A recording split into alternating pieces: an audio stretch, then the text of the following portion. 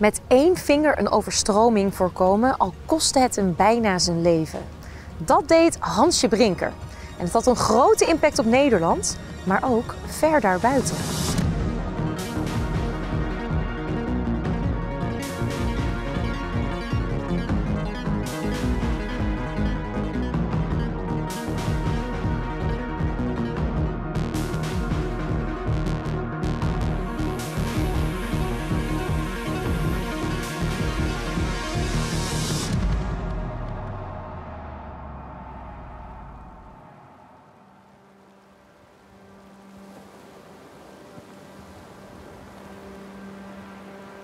Het is een koude, grijze namiddag in de buurt van Haarlem. De lucht hangt zwaar en de geur van regen vult de lucht. De 8-jarige Hansje Brinker is onderweg naar huis met een mandje vol pannenkoeken die zijn moeder hem heeft meegegeven voor een vriend van de familie. Hij trekt zijn jas strakker om zich heen terwijl hij langs de dijk loopt, luisterend naar het geruis van de wind en het klotsen van het water tegen de stenen. Plotseling hoort hij iets ongewoons. Het is een soort zacht gesis, bijna onhoorbaar boven het geluid van de wind. Hansje stopt en hij kijkt om zich heen. Plots ziet hij het, een dun straaltje water dat door een klein gaatje in de dijk sijpelt. Het water lijkt onschuldig, maar Hansje die weet wel beter. Want zijn vader, die sluiswachter is, heeft hem vaak verteld hoe gevaarlijk zelfs het kleinste lek kan zijn. Hij aarzelt geen moment. En met trillende handen zet hij het mandje met pannenkoeken op de grond en knielt hij neer bij de dijk. Zijn vingers zijn koud en stijf van de wind, maar vastberaden duwt hij zijn vinger in het gat. Het water drukt tegen zijn vinger en hij voelt de kou langzaam door zijn hele arm trekken. De tijd verstrijkt langzaam. De regen begint harder te vallen en de wind snijdt als een mes door zijn natte kleren. Hij kan zijn benen nauwelijks nog voelen en zijn vingers zijn ook gevoelloos. Maar Hansje blijft zitten, zijn vingers stevig in de dijk gedrukt. Hij weet dat hij niet weg kan gaan. Als hij de dijk nu verlaat, zal het water zich een weg banen en alles overspoelen. Het wordt donkerder en de regen blijft maar neerkletteren. Hansje begint te roepen, maar zijn stem wordt weggevaagd door het gebulder van de wind. De kou is ondraaglijk en hij voelt zich slapper worden, maar hij houdt vol. De gedachte aan zijn familie en de mensen in het dorp geeft hem kracht om vol te houden. Eindelijk, als de eerste lichtstralen van de ochtend door de donkere wolken breken, hoort hij voetstappen. Een oude man, een geestelijke, ziet hem en rent naar hem toe. "Jongen, wat doe je hier?" roept de man verbaasd. Hansje kan nauwelijks nog praten, maar hij wijst zwijgend naar de dijk. De man begrijpt het meteen en alarmeert het dorp. Hansje wordt gered en het gat wordt snel gerepareerd, waardoor een grote ramp is voorkomen. Hansje Brinker werd die dag een held. En niet omdat hij dat wilde, maar omdat hij wist dat het moest.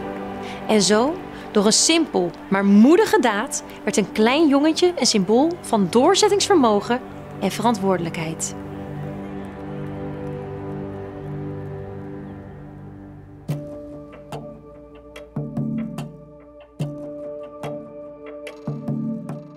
Het verhaal van Hansje Brinker is een verhaal dat inmiddels diep geworteld is in de populaire cultuur. Maar het verhaal is fictief. Het komt zelfs niet uit Nederland, maar werd beroemd dankzij het boek Hans Brinker, or The Silver Skates, geschreven door de Amerikaanse auteur Mary Mapes Dodge in 1865. Het boek is een avonturenroman die zich afspeelt in Nederland en het is bedoeld om Amerikaanse kinderen te laten kennismaken met de Nederlandse cultuur en geschiedenis. In het 18e hoofdstuk van het boek wordt het verhaal van een anonieme jongen verteld, die een dijkdoorbraak voorkomt door zijn vinger in een gat in de dijk te steken.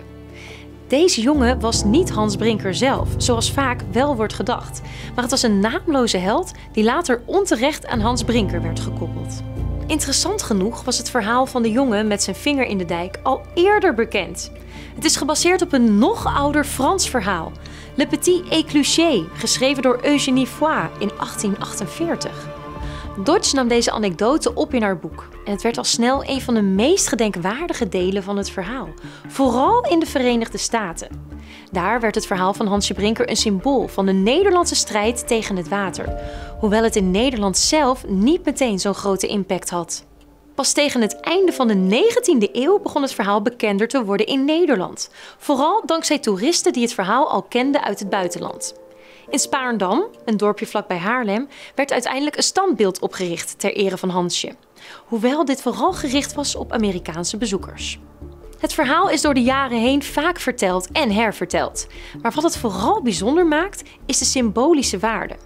Hansje Brinker staat niet alleen voor de strijd tegen het water, maar ook voor de moed en verantwoordelijkheid van een individu, zelfs een kind, om een groot gevaar af te wenden. Het verhaal heeft, ondanks dat het fictief is, een blijvende invloed gehad op hoe mensen, vooral in Amerika, Nederland en zijn geschiedenis zien. Dus, hoewel Hansje Brinker nooit echt heeft bestaan, leeft zijn verhaal voort als een krachtige legende, die mensen wereldwijd inspireert en herinnert aan de voortdurende strijd van Nederland tegen het water.